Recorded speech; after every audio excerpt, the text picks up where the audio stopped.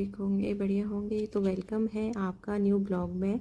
तो मेरी जो शुरुआत है सुबह ही हो गई थी आज 6 बजे, और 6 बजे से किचन के थोड़े से काम थे तो वो सब मैंने निपटा लिए थे। और मैं वीडियो शूट नहीं कर पाई थी क्योंकि मैं बहुत जल्दी जल्दी कर रही थी एंड मैं 6 बजे लेट हो गई थी क्योंकि मुझे बहुत ज़्यादा सिलेबस कंप्लीट भी करना है।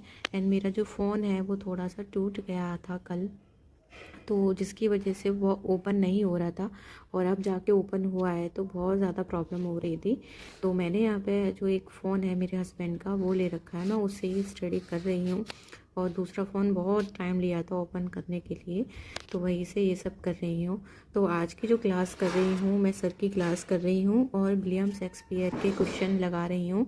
मैंने 20 क्वेश्चन लगाए हैं, तो उनमें से क्या है कि जो इम्पोर्टेंट हैं वो सब करा रहे हैं सर, क्योंकि एग्ज़ाम कभी भी हो सकता है। लेकिन मैंने तो फॉर्म नहीं भरा था, लेकिन मैं फिर भी अपनी कंटिन्यू तैयारी करती रहूँगी जिससे मुझे बाद में प्रॉब्लम ना हो। इसलिए मैं अपनी पढ़ाई अच्छे से कर रही हूँ। जब भी एग्ज़ाम निकलेगा कभी भी आएगा तो सबसे पहले आपकी तैयारी देखी जाती है कि आपकी तैयारी कैसी है।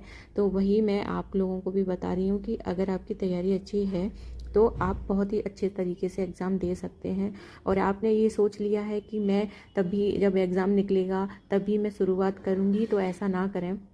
शुरुआत से ही शुरुआत करिए और उससे क्या आप ही को फ़ायदा होगा। और जिन लोगों को मेरे बारे में नहीं पता है तो डियर बता दूं, मैं टीजीटी की तैयारी कर रही हूं और मैं पिछले 6 महीने से तैयारी कर रही हूं। और मेरा एक बच्चा है और मैं एक हाउस वाइफ हूँ। मेरी जो बच्ची है वो जो 1.5 साल की है और जनवरी में वो 2 साल की हो जाएगी लगभग। तो मैं वही आपको बता रही हूँ, फिर इतनी छोटी बच्ची होने के बाद भी मैं कैसे अपने आप को टाइम दे देती हूँ और मैं कैसे पढ़ाई कर लेती हूँ।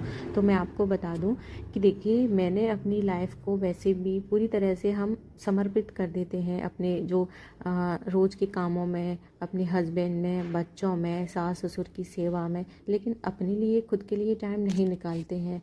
तो मैंने ये सोचा है कि हम जो भी टाइम निकालते हैं अपने लिए, थोड़ा 5 मिनट भी, तो वो अपने लिए प्रॉपर होने चाहिए। और मैं अपनी बात कर रही हूँ कि जब भी मुझे बहुत काम होता है तो मैं चाय बना रही होती, किचन में बहुत सारे काम कर रही होती हूँ, तो मैं वहीं चाय पी लेती हूँ। आप यकीन नहीं मानोगे, मुझे नहीं पता होता है चाय का टेस्ट क्या है। क्यों?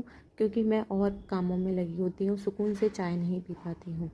तो ये ज़िंदगी हमारी ऐसे ही निकल जाएगी, कभी कोई हमें सुना के चला जाएगा। हम किसी की परफेक्ट तरीके से तो नहीं हो सकते हैं, हर तरीके से सामने वाले को खुश नहीं रख सकते, क्योंकि हमें उसकी मनोदशा नहीं पता है कि वो कैसा रिएक्ट करेगा, उसको क्या चाहिए और वो खुश क्यों नहीं है।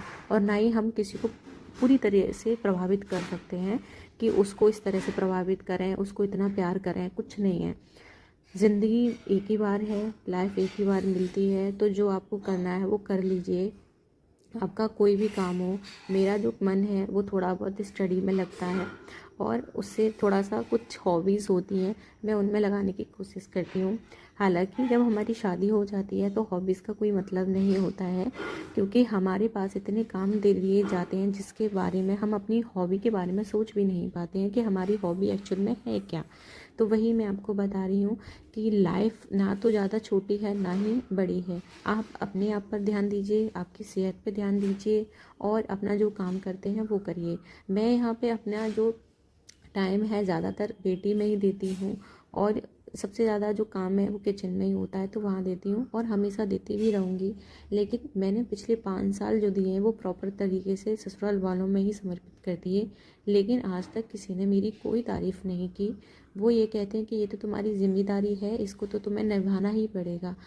लेकिन कहते हैं ना कि अगर 2 शब्द तारीफ़ के आप बोल देते हैं कि ये चीज़ अच्छी बनी है, खाना अच्छा बना है, तो क्या प्रॉब्लम हो जाएगी। लेकिन ऐसा नहीं है। ससुराल में कुछ लोग होते हैं जो बहुत ही ज़्यादा ख़राब होते हैं। वो ये नहीं सोचते, ना जानते हैं कि किसी का मन रखने के लिए कुछ बातें बोल देनी चाहिए, लेकिन ऐसा नहीं है। वो हमें ज़िम्मेदारी ज़िम्मेदारी कह के सब चीज़ पकड़ा देते हैं कि ये तुम्हारी ज़िम्मेदारी है, सुबह उठना तुम्हारी ज़िम्मेदारी है, जल्दी से काम करना तुम्हारी ज़िम्मेदारी है, और किचन में घंटों घंटों खड़े होना ये भी तुम्हारी ज़िम्मेदारी है। तो लाइफ जो है हम सबकी ऐसी होती है। क्यों क्यों ये सब होता है? क्योंकि उनके पूर्वजों ने उनके साथ ऐसा किया, इसलिए वो हमारे साथ कर रहे हैं। तो मैं तो बस इतना कहूँगी कि मैं ऐसा कभी किसी के साथ नहीं करूँगी। जो भी है कि जो मैंने सहा है सामने वाला भी वही सहे, और मैं ये चाहूँगी, ऐसा नहीं है, कभी भी ऐसा नहीं करना चाहिए। क्योंकि जब हम अपनी लाइफ को जी रहे होते हैं और हमें कोई टॉन्ट मार रहा होता है तो कभी कभी हम मजाक में ले लेते हैं, तो कभी कभी हम बहुत फ्रस्ट्रेशन में होते हैं, और वो कब क्या निकल जाए, कौन सा शब्द क्या निकल जाए, उससे कुछ नहीं होता।